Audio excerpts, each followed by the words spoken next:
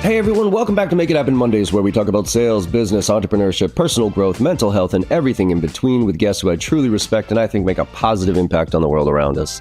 Now, today's conversation is with Geoff Coutts. He's the SVP of Sales and Customer Operations at Unbounce. Now, Geoff has some experience working at some huge companies like HP, Verizon, and Samsung, and then he made the switch to the startup world to help multiple teams scale while managing through a few acquisitions along the way, including one recently where his company Unbounce acquired Insightly. It's rare that someone sees success in large companies and then is able to make the transition to the startup world and see similar success. So this is where we started the conversation. We talked about the catalyst for him wanting to make the switch and how it was driven by wanting to make a bigger impact. And then what were some of the major differences he experienced between the two business environments, including hiring, scaling, and managing resources. Then we got into where we see the value of sales professionals moving forward and what they need to do to stay relevant, especially in this world of AI. And we finished with going through the details of what's involved with a merger and acquisition and how a sales rep needs to time their value proposition if they want to use that, for instance, as a trigger event to get a meeting. It's all about business acumen these days and understanding the timing of certain things, right? Lazy sales reps, they just say, oh, you went through a merger and acquisition, let's talk. The better ones understand what happens through a merger and acquisition and when to time their value proposition. This conversation was packed full of great insights, tips, and ideas that can help you level up immediately. So I hope you enjoy this conversation as much as I did. Let's make it happen.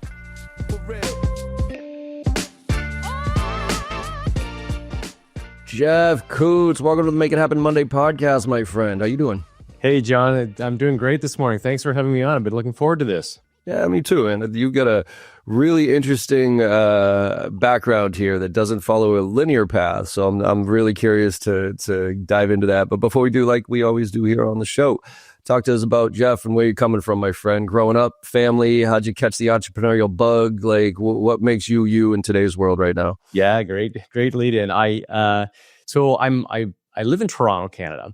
Grew up in Toronto, went to school outside of the area, but then came back. It's a city that is near and dear to me and just love it. I love everything about it. Very multicultural, very diverse, got a lot to offer, all those good things. I guess you call it the origin story. How did I grow up? My pretty traditional family, except my father was a serial entrepreneur, small business entrepreneur.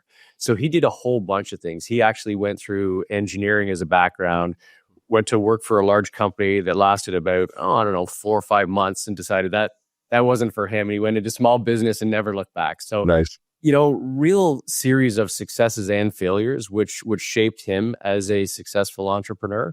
And I just was a part of that on the periphery my whole life growing up and thought, the key to all of this is being able to sell. He was what I would call a reserve salesman, really good at it, but not your traditional in-your-face car salesman, but thought about it a bit more cerebrally. And so that rubbed off on me, and I really wanted to get into high-tech sales when I left business school and just love it and never look back. Love it. I missed this. What'd you study in school? I studied business, so a Canadian business school in London, Ontario. And it really put me on the trajectory that I've been on ever since. Love that. Yeah, I keep telling my daughter, like, so kids who are going into school, I'm like, look, get your degree in whatever you think you want to get your degree in. You want to be a psychiatrist, be a psychiatrist. You want to be an artist, be an artist. You want to be a music, but please, I beg you, take a business minor so you learn how to make money doing whatever it is. Because if you can't figure out money, sales, that type of stuff, it doesn't matter what your major is, you're not going to be able to survive, or you're going to be stuck in some job for the rest of your life, probably just going through the motions. And but if you learn business and sales, man, the world opens up quite a bit. I think it's the best advice ever. I really do. Love it. Awesome, man. Well, let's talk. So you've had, throughout your career, you've worked at some pretty big organizations. I have. Hewlett-Packard. Actually, I saw that for Hewlett-Packard. Any chance, I know this is a crapshoot, but you were at the level that he was. Jim Hoppy, does that name ring a bell? I don't know Jim, no. He was there during your tenure. He was one of the SVPs of, I think, the enterprise sales for a while there. And actually, one of my favorite sales stories is getting into HP. I actually sent one of my emails when I was a kid, 24, 20, probably 27, 28, to Mark Hurd. And really? Literally sent an email to Mark Hurd, got referred down, and got into HP for a huge contract. And it was like one of those eye-opening moments where you believe in, because I worked at the training company, and you believe in the training, because I wouldn't do it if I didn't believe it. But okay, I'm getting emails back from kind of mid-level CEOs. That's cool. But when I got an email back from Mark Hurd, I was like, wait a minute, there's something to this. Yeah, So that's great to hear. Mark Yeah. was there right at the kind of end of my tenure. I left in 2010 after a great run there of many years, and he moved on to another pasture at Oracle and did a fantastic job there for a long time for Larry Ellison. But yeah, brings back good memories. That was a fun one. Now, so what made you, first of all, what made you make the switch from the enterprise? Because, I mean, usually you go SMB mid-market to enterprise, and then you kind of stick in that enterprise world because that's kind of the quote unquote, highest end of sales, whatever you want to talk about. I disagree in a lot of ways, but that's the perception. And it's rare that somebody kind of goes through that progression and then comes back down and does pure entrepreneurial work or pure startup work. So what was the driver for you to make that transition? It's a great point. I think about this from time to time. You asked me about the education I got, and it's kind of it's a quick story. I'll tell it. But on the day that my business class graduated, the dean of the business school walked into our class, and he said, "First of all, congratulations, everybody. You passed. You're off out into the big bad world."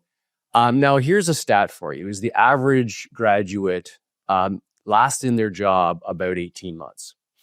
And I thought, that sounds about right. I've landed this job here, and it's an entry-level job in sales. I really want to learn about selling high tech, and this company I'm going to has a great training program. And I'm going to take that and learn as much as I can from it, and then probably see what I want to do in more of an entrepreneurial spirit. Over 20 years later, I looked at myself and I said, what just happened?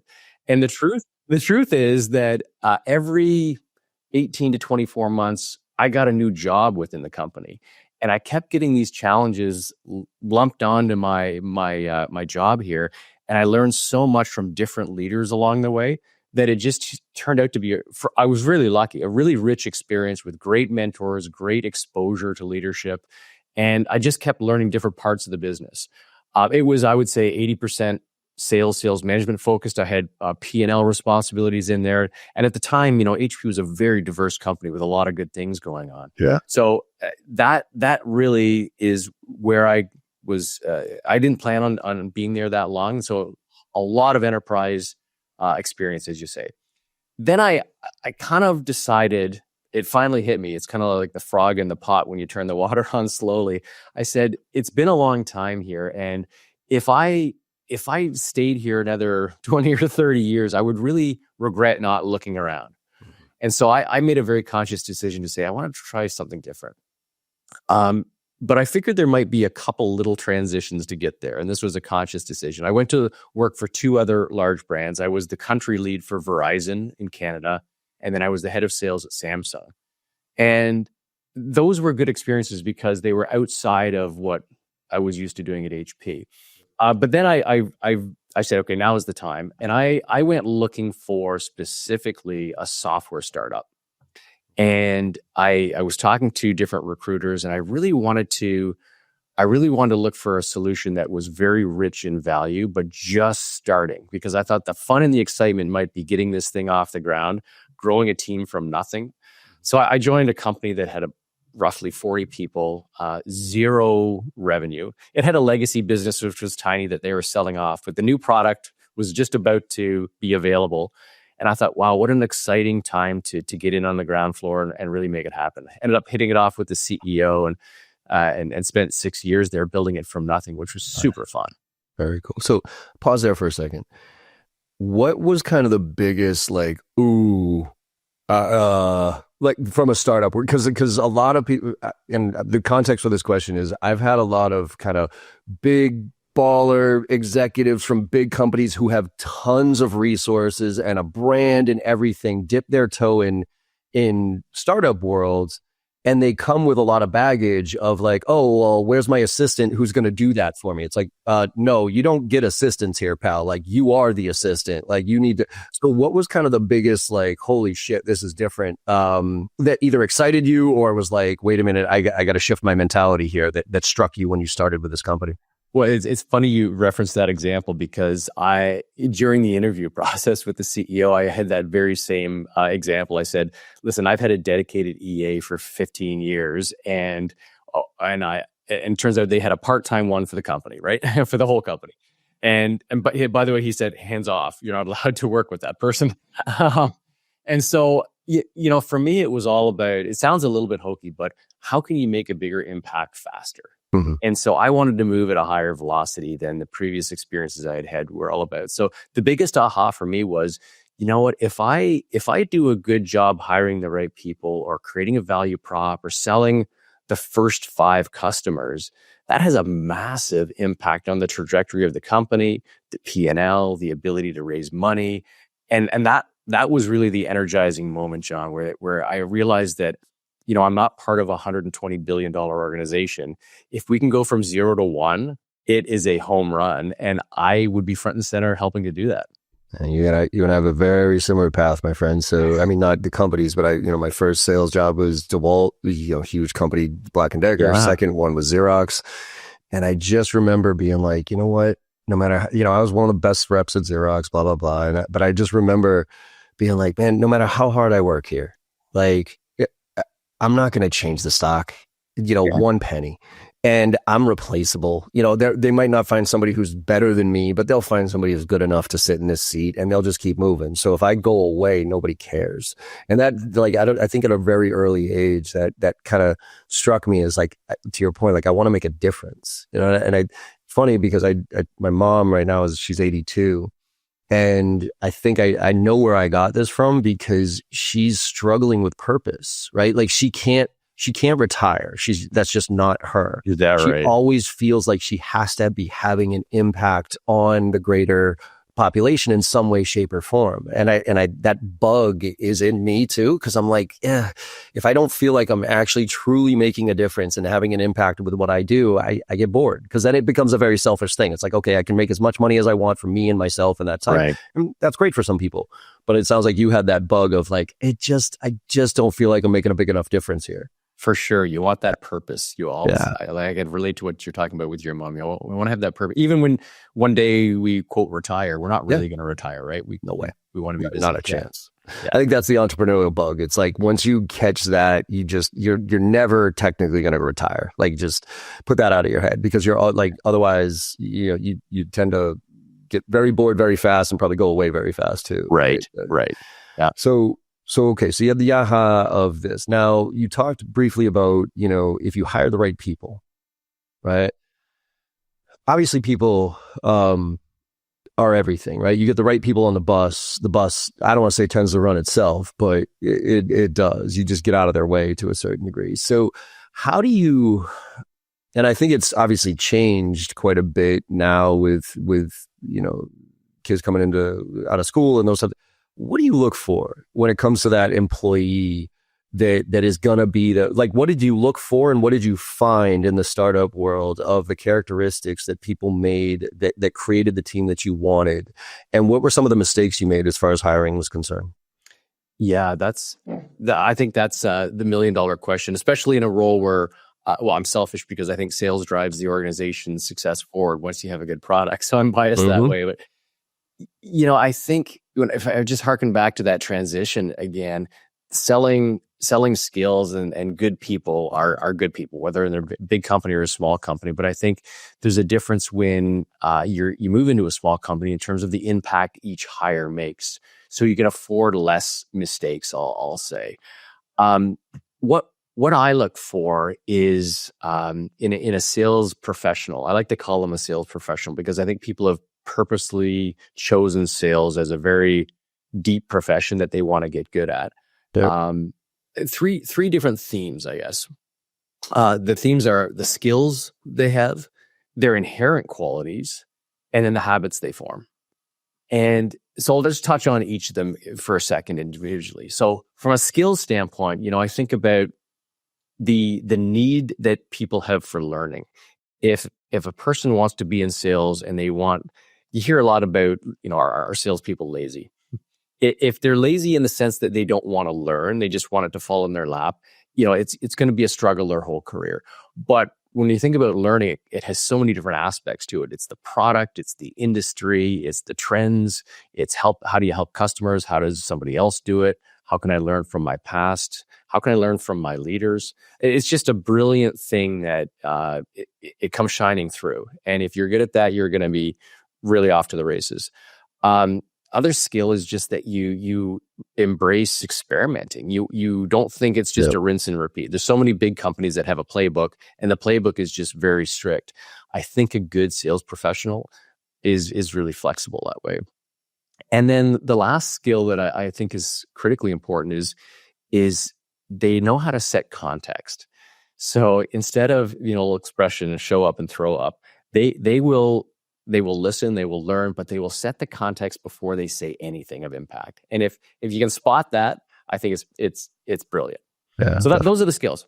Love it. Some of the qualities I think that they just have inside them that is a little bit harder to teach is one of them is their being a natural qualifier and, being a good question asker and finding out, their job is to ask questions, but to balance asking questions to get information with watching their prospective customers' anxiety go up and down. If the anxiety goes up, you stop asking questions and offer value. If it goes down, then you get the right to ask more qualifying questions. So that's an inherent quality.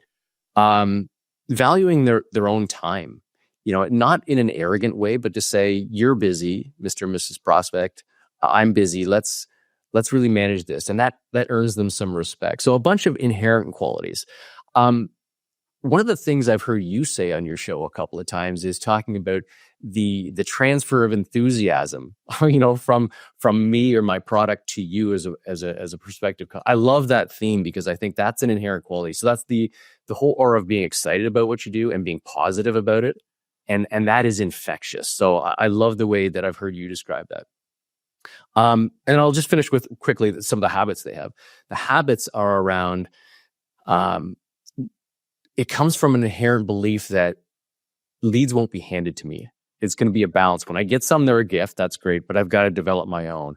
And a lot of people don't want to go there, right? It's just not, it's beneath them. It's not part of the job. But I think true sales professionals for their whole lives think this is on me and I've got to create my own destiny. And I am continually going to be doing my own BD work. And it just becomes part of their rhythm, their life. It may sound obvious to some people, but it's not, and it's got to be in your DNA. So that's a really important habit. And then, just lastly, is the way you negotiate and establish value with customers in every discussion, because you're always going to come back to anchoring that value and where do you take it from there. So lots in there, but I really boil it down to skills, some inherent qualities, and just great habits. I love it. And I want to go back to your point on like the habit of, this is on me, and how, the expectation of leads falling in my lap. I've been saying this for years. I think the predictable revenue model did a lot of people a lot of disservice, right? Because it kind of put the SDR role at the bottom of the list. And it was something to get through so you could eventually get to an AE, and then you wouldn't have to do that anymore. Right. Because your SDR would do it. And I tell reps all this all the time. If I was a manager these days, I can't be a manager at this point because I think I would fire pretty much everybody on my team almost immediately because my tolerance level is very low. But if an AE ever sat in front of me and said to me, well, John, the reason I didn't hit my quota this month or whatever is because I didn't get enough leads from my marketing, from whatever. I honestly think before that came out of that, like before they finished that sentence, I think I'd fire him, because I just fundamentally don't understand why you would want to put your success in somebody else's hands. Right? Like I talk about baking a cake. Like I want to bake my own cake here. Okay. Now what you give me, the leads, that's the icing on the cake. Those are the cherries on top and all that other stuff. Maybe the accelerators and whatever else. But I got to be able to own my cake. And if you don't have that mentality, I think you're going to be in a lot of trouble moving forward here.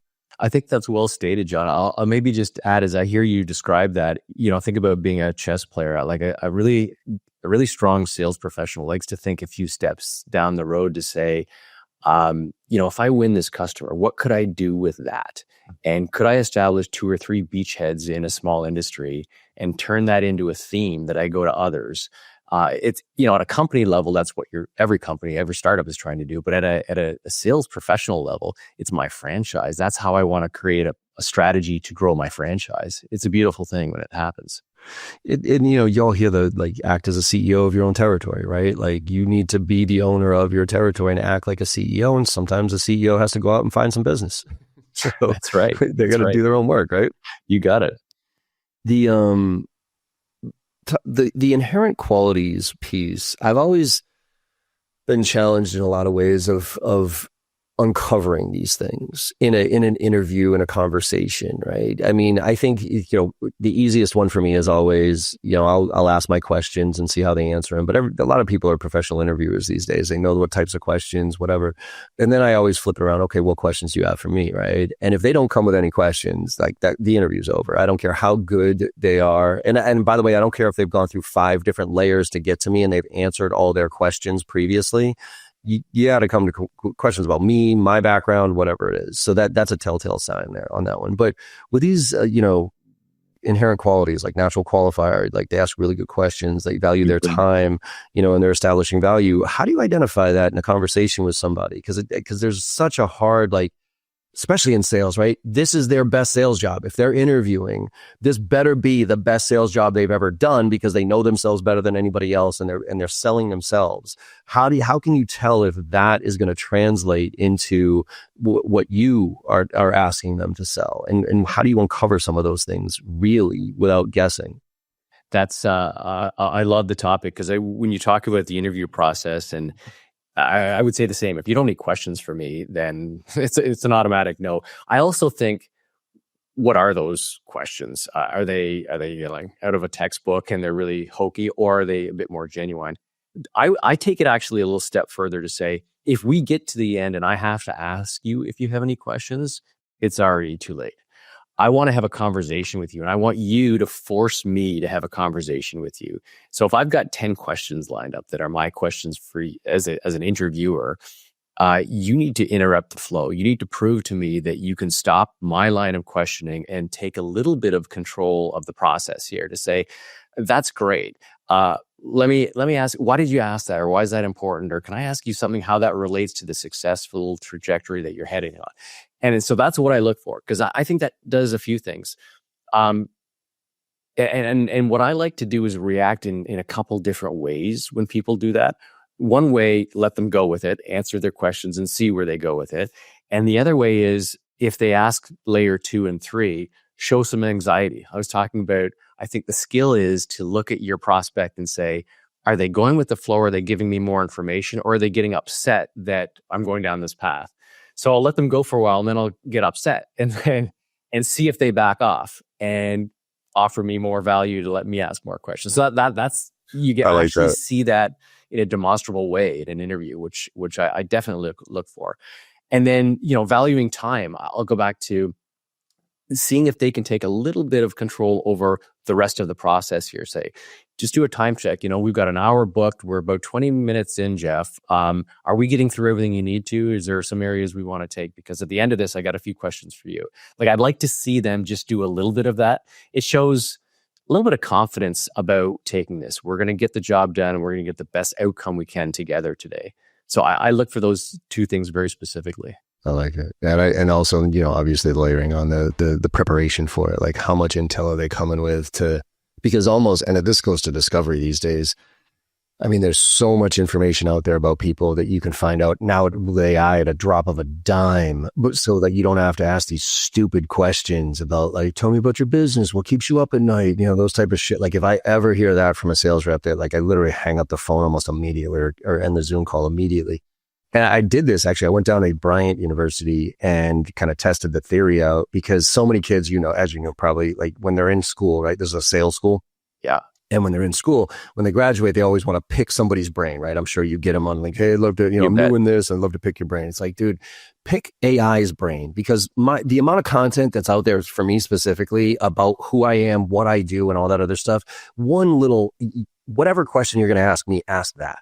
So in this whole group of kids, to prove this point, I go, here, you guys have 5 minutes to use ChatGPT to find out information about me and ask a better question than the original one. Oh, and I whoever love gets the best exercise. question, I'm going to give $100 to, right? And so all these kids, they want to, and the questions that they got were like really thoughtful and nuanced. And I was like, okay, these are better questions. But if I didn't set that stage for you, you would have asked, well, John, what's the number one success criteria in sales? And what do you need to be, those type of dumbass questions that I've answered 1,000 times over. And so I think that's the thing I look for is like, do you realize that especially now with AI, there is whatever question you have for me, ask that first, because it'll give you the layer of why you should be asking that question. And you can skip that line and show the value to the interviewee, to the client you discover, that type of stuff. And it's just a different game right now than it ever has been, but it's so much easier now, which is why I get so much more annoyed when sales reps are so lazy with it.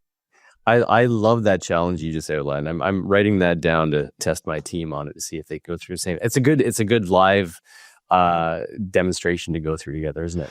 Well, and think about it, right? Like for reps, like for you personally, right? Be like, hey team, like say you're selling to me, right? In our business, right? Like you get 10 minutes, go out there. Now come ask some real questions. Yeah. And you'll see them think about it for a minute, and then also realize the power of the AI tool of it can answer pretty much anything that I would give you an answer for.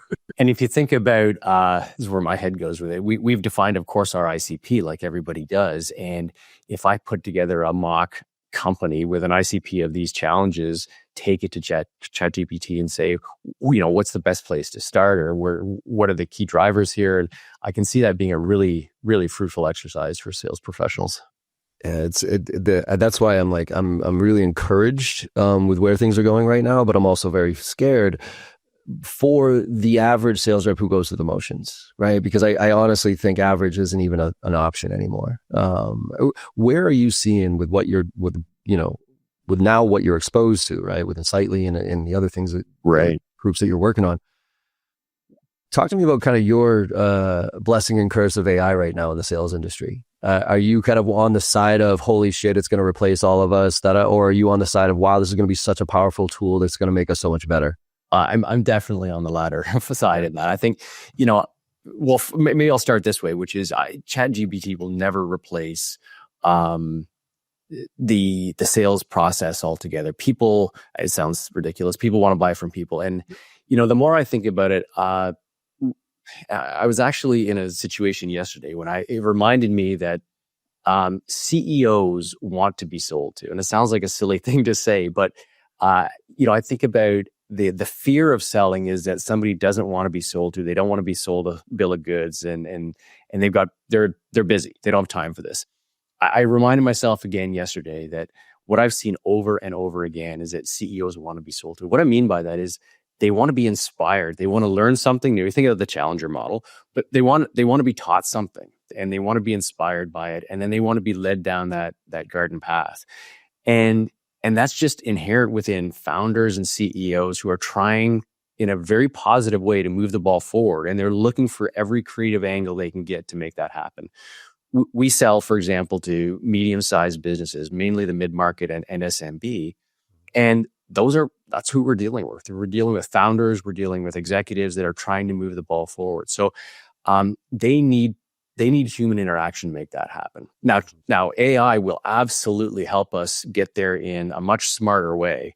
But I'm very much of the ilk that this is going to help the sales world, and it's going to expand our possibilities rather than replace it. Yeah, I think. Would you agree with that? So yes, and I think on this one, I think, and I think we can argue over the percentages here, but I think for the reps who are paying attention, the reps who are leveraging these tools, right? 100%. I think it's going to make it, like, for me personally, it's put my business acumen on superpower, like on supercharged. It's my meeting prep these days is minutes versus hours, right? Because I can understand your industry, your business, I can take your 10K, upload it into in GPT, and it can tell me exactly how I can help you and come with a hypothesis. And, so for me, and then I can use these tools to, record the whole conversation, update CRM, and be super efficient. Unfortunately, my belief is, and I'm going to be extremely generous and stay here with the Pareto's principle of the 80-20 rule. I think that's less than 20% of our population. I think there's a vast majority of our population that, and I don't think it's their fault, quite frankly, because I think what has happened over the past 10 years to sales as leadership, we have way over engineered the sales process. We have given these reps tools and processes as opposed to skills. And now that money isn't free anymore and AI is here, we have a whole generation of sales reps who quite realistically just don't know how to sell, don't know how to engage with people, don't know how to have a real conversation with people, don't know how to have empathy, because we're living in this virtual world. So it's hard for me to have empathy for somebody I don't actually meet in person and understand body language. So I guess I'm a yes for the reps who care. Right. I'm a no for the vast majority of reps, I think, who are just going through the motions. I think that's well stated. Let me add one more layer onto it, because what's kind of fun about the business that I'm in is we brought several solutions together, and we sell two different ways. We have a PLG motion. So we have a lot of customers that come on, they've heard of us or they've done a search, organic or paid or what have you. They found out about us and they come to learn. And we have, like a lot of software companies, we have a trial system. And if you're of a certain size and you've got a little bit of self-education, we have a large volume of prospects coming onto the website. For example, we've got a marketing landing page business. We have thousands and thousands and thousands of people coming to try that out. We are really, really granular in terms of the experience that we give to those prospects. And if we can move the needle on one little piece of it, it has a big impact on the business. That is a good example, I think, of where AI is going to help us. It's going to teach us more to make that much better. And we don't need a ton of humans interacting with customers doing that. It's very PLG led. As you move into a couple different solutions that are more sophisticated and we're selling to a larger customer that maybe needs to have more questions answered than they're going to get from an automated process, then we need to be smarter about it. And we hire really smart people to go have those conversations. So there's a little bit of a difference between selling to SMB in a PLG way and selling to an enterprise in a more consultative way. So there's a delineation there as well, I think. Yeah. There's no question. I think a lot of, the inbound stuff, I think it should be automated. Almost 95% of the inbound stuff should be automated, just because it is so much better at understanding, pulling in, especially if you have your own LLM that pulls from your data set from your company, right? Where it's like, oh yeah, here's your pitch, here's this, here's how it works, and here's how it might fit into your business model. But I think to your point, like the complex sale, the one that requires, however many people are involved in the decision-making process these days, 10, 11, 12 at whatever point, there's a little bit of art to that, and I think the more science it can be, the more it can be automated. The more art it is, and it relates to the person at person, I think the more the person has to be involved. Yeah, I would say as well, technology helps a little bit with this. Is some of our solutions, we've got module A, B, and C that you can buy independently, and they work together. So if you're ready for all of them, that's great. And then module D is really an integration module that allows you to connect to a bunch of other stuff. And that's where there's a layer of complexity that's not the same with every customer. And so having that conversation and having, the SEs really get into the depths of what it means and what the value is, that kind of thing will always have, a human interaction that needs to be really rich, I think. Yeah, well, so you brought that up. I'm going to pull on that thread a little bit, sure. which is the SE, right? So you didn't say the AE, you said the SE. I did. Right. So that's the squeeze of the sales rep right now, is that marketing is getting so good with automation and AI and personalization that it is creeping really far down the funnel, if you will. Right. I mean, that's why outbound, to me, I look at outbound as more of a marketing function than it is a sales function, because it's an impression point. Right. And so, but in marketing is getting real good at true personal. I used to give like the cadence tools like Sales Lofts and Outreach. I used to give them shit. I'm like, please stop this personalization at scale. Just because you change the name and the title in the industry of a fucking email does not mean it's personalized. But AI is getting actually pretty damn personalized. And then you have the tolerance for the client. They typically want to talk to customer success or a solutions engineer who's going to add value and walk them through some stuff.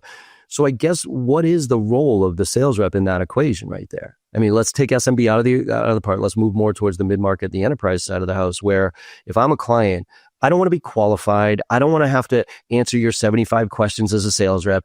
I want to talk to somebody who knows what they're talking about and can show me what I need and help me make this decision. So why can't I just go talk to your customer success person or your engineer? Why do I have to talk to a sales rep who's now I have to put in the middle of this and slow down the sales process and again, I'm talking perception versus reality here.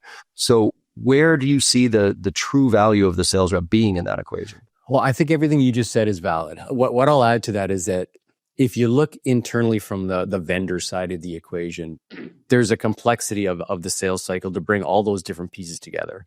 Like it or not, it's just they're different roles. And I really value the differences in those roles. Like the CSM or the delivery person has got the experience of doing it before. They've actually delivered it. I'm sure I want to talk to them all day long if I'm a customer.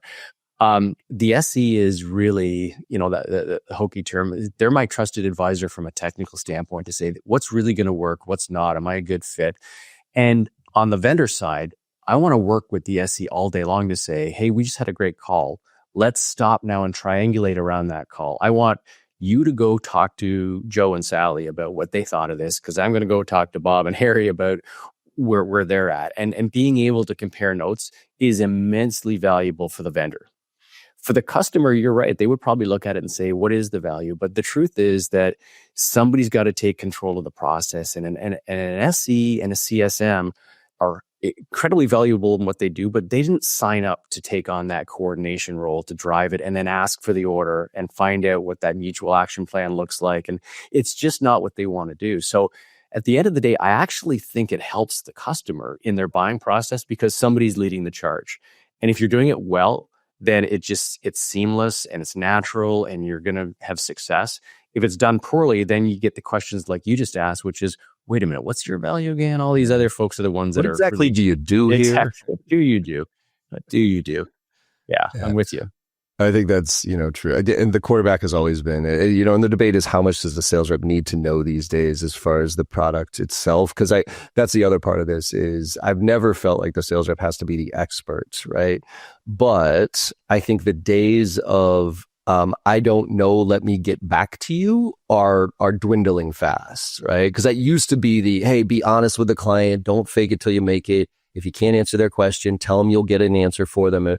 I think the tolerance for that from a client perspective is really getting squeezed because it's like, I need value right now. And if you can't answer these questions for me right now, which is why I think almost every company should have a co-pilot of their own GPT for their own, so that the sales rep in the meeting can literally ask the question and have it serve up the information from the client as opposed and not pretend like they're not. So, yeah, I'm going to, on the first part of what you said, I'm just going to push back a little bit because the experience I've seen is around the most successful sales professionals I've seen in my entire career are the ones that say, I'm really going to embrace this product. Because if I can learn more about it and answer questions on the spot, I've got credibility.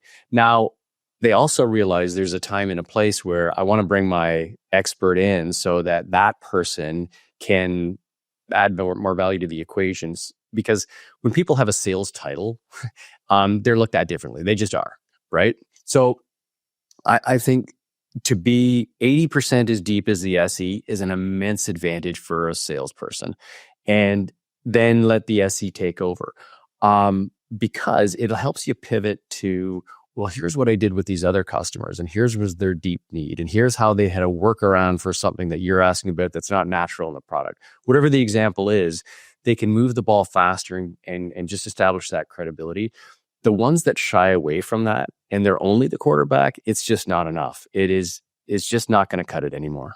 Yeah, and I think I probably should have put that caveat. It's like I used to think that you needed to know enough about enough to be able to pull the right pieces in. To my point, like what I'm saying is that answer of let me get back to you is not validating. So they do have to go deeper in product knowledge. They I'm agreeing with you then, go to product knowledge. So it's not, the just the quarterback function is not good enough. You have to bring value to the conversation, every conversation. And if you don't, you're going to be seen as irrelevant throughout the process. Yeah, totally with you. Let's pivot to we had talked about this in the before we started recording here, about understanding the different things that happen in business from a sales. So going to business acumen, I think that's one of the biggest things that any sales rep should be focused on right now is how do you improve your business acumen? How do you know how to kind of just how business works, what happens in business? And I'm going to use the one that you've been through more than a few times, but so many reps use to try to connect with clients, which is mergers and acquisitions, right? It's a trigger event. Oh, you just went through a merger and acquisition. Like I was saying earlier, the lazy rep just sends out templated emails. Who cares? The slightly less lazy rep, might do a little bit of homework or get an alert from their system that this company that they're trying to go after just went through a merger and acquisition. And then they send hey, I saw you went through a merger and acquisition. We can help you with that. Let's talk.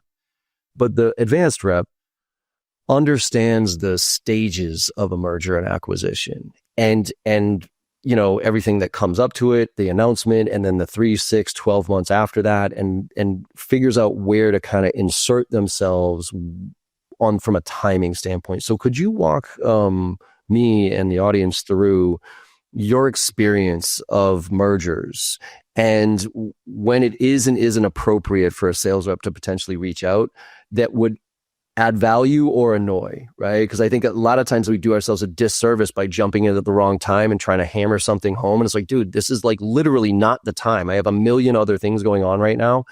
So you're actually doing yourself a disservice by reaching out to me. So could you walk us through that from the inside? Yeah, sure. And it's highly relevant for a number of reasons. I've been fortunate, I will call it, to be part of several mergers, some really big ones, some minor ones. We've actually in our company just gone through one. We're 4 months into a merger of equals of different solutions that are complementary. So it's fresh in my mind as a recipient of that, or going through it as an individual, as part of the senior leadership team. When I think about our sales folks going outbound to have this conversation, I think first of all, I think it's always appropriate. I wouldn't say that there's a time where you shouldn't reach out, because you're doing a pulse check on this journey, and it is a journey. Where are you? Are you just past announcement and you're freaked out because you don't know what it means? Or are you in stage 1 where you're trying to figure out, why did we do this and what's the potential benefit? I think from a business acumen standpoint, the most important thing is to understand, what is the merger designed to accomplish? Is it top line growth? Is it taking cost out of the equation? Is it being able to reach more customers with a broader message? And I think if you can try and understand that, then you're going to have a connection with the customer that says, okay, now I got a baseline of what this is all about. Let's think about how I can help you. Does my solution help you grow? Does it take money out? Are you just trying to consolidate your tech stack because now you've got 2 of everything and you've got to choose which one you want to go forward with? And to have what I would call more of an adult conversation about the where's and why fors. But you have to be having that conversation with somebody senior enough who's in the mix to understand that. Unfortunately, I think a lot of people in customer organizations, they get told about what just happened without maybe all of that same context. So you've got to be calling high enough to have that context. And once you're there, for example, if somebody called me and said, Geoff, Unbounce and Insightly just merged. As the SVP of sales and customer operations, what do you want to try and get out of this? And what stage are you at? Are you trying to grow the team, reduce the tech stack? I would appreciate that call more than, hey, well, my solution fits great for what people in your stage, because you don't know what my stage is. Right. Yeah. So there's a lot of different steps that people need to go through to have a successful merger. And communication is the key. It's the key internally when you're going through it. It's the key to communicate to somebody that's going through it.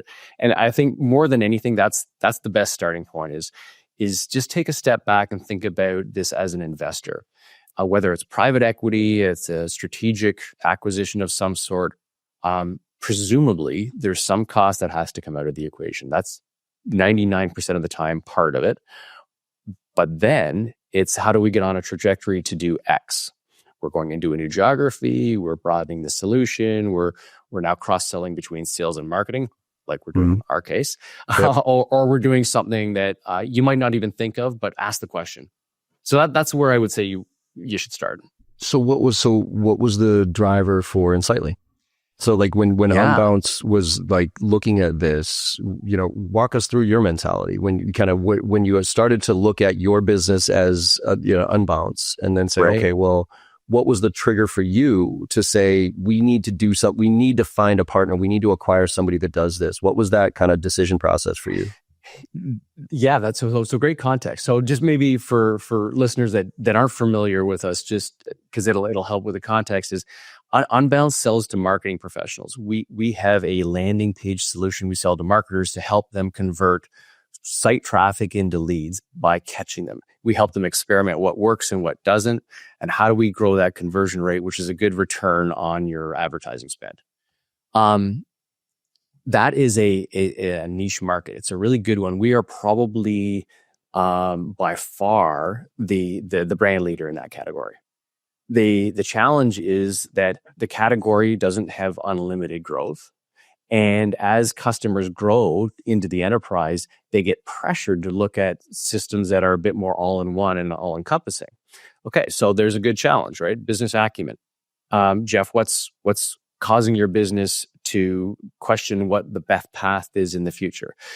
Enter Insightly when we say, what they do for a living before we merged is they provide a CRM solution along with marketing automation, along with a customer service module that is an all-in-one solution that's CRM and very sales focused in an organization. That's the persona that we're selling to. It's an ICP for a sales organization.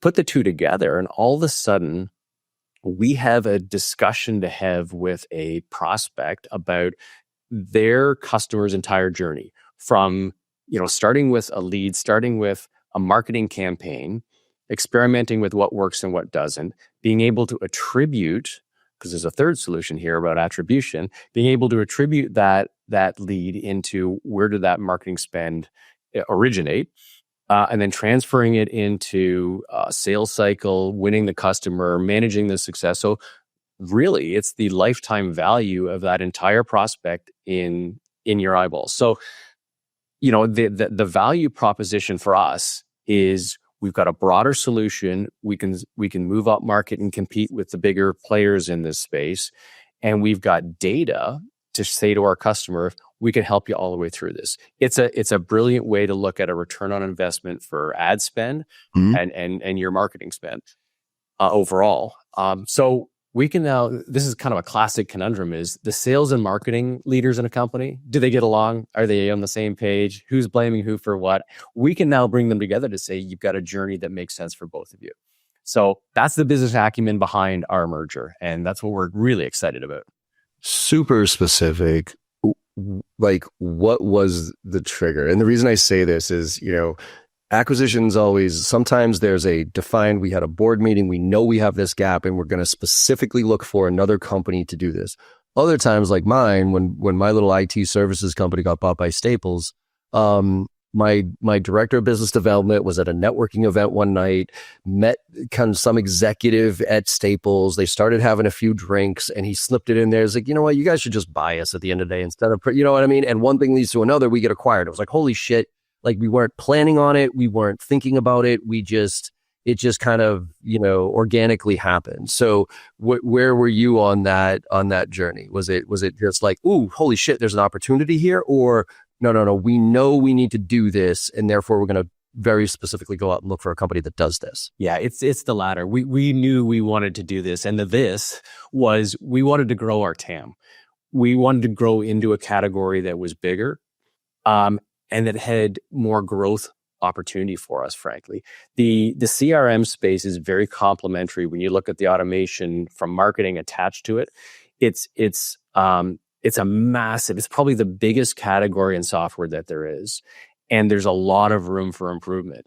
And there's a lot of different segments. If you think about Salesforce as the gorilla, that's fine, but they are really focused on the enterprise. That's where their bread and butter is. Most of the world is not there. So there's an opportunity. We wanted a place where we could have higher growth rates in the future and a bigger TAM to go after. And that was the starting point. And we started to look for solutions that made sense in that area. Love it. Yeah. Awesome, man. I think, from a business acumen standpoint, we could keep talking about this and educate everybody on this, but we do have to tie it up here in a little bit of the time zone here. So let's talk a little bit about where can people find out more information about Unbounce and Insightly, and what you're up to these days. What do you want to push people? Yeah, thank you. So a part of a merger is a brand challenge. What do you do with the brand? There's value behind multiple brands. So we are right smack middle in going through a brand merger. But the place to find us is at unbounce.com. We still have Insightly as well as a separate site that we're going to be merging together in the as we get into 2025. But either of those two work for us today. We would love have a look at our website, of course, or talk to us about marketing and sales needs. And so that's where to find us. We really sell globally. We're about 50-50 in terms of the people we have across the US and Canada, but we have global markets, and we have somewhere in the order of 20,000 business customers today that take advantage of our products. So lots of references, lots of success stories, and we'd love to chat more. Thank you. Awesome, man. Well, I appreciate you coming on. This was a fun conversation, man. I appreciate it. John, great to chat with you. Thanks for the opportunity. I hope you have a great day. Yeah, you too. And then we're coming up on the end of the year, but it's probably going to go out in the beginning of the new year. So I think we'll get people kicked off on the right foot here. But yeah, everybody, hope you enjoyed the conversation as much as I did. And like I always say at the end of all these podcasts, go out there and make somebody smile today. Because no matter how bad your day went or how bad you think it's going, you make somebody smile today and you know you had a good day, and the world needs a lot more of that right now. So thank you all very much, and I will see you on the other side. Hey everyone, I hope you enjoyed that conversation as much as I did.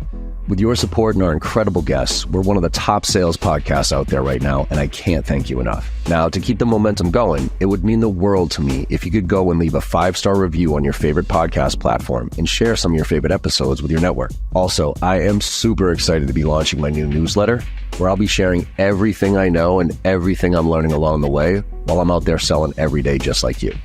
Go to jbarrows.com/newsletter to sign up today. Let's all level up and make this happen together.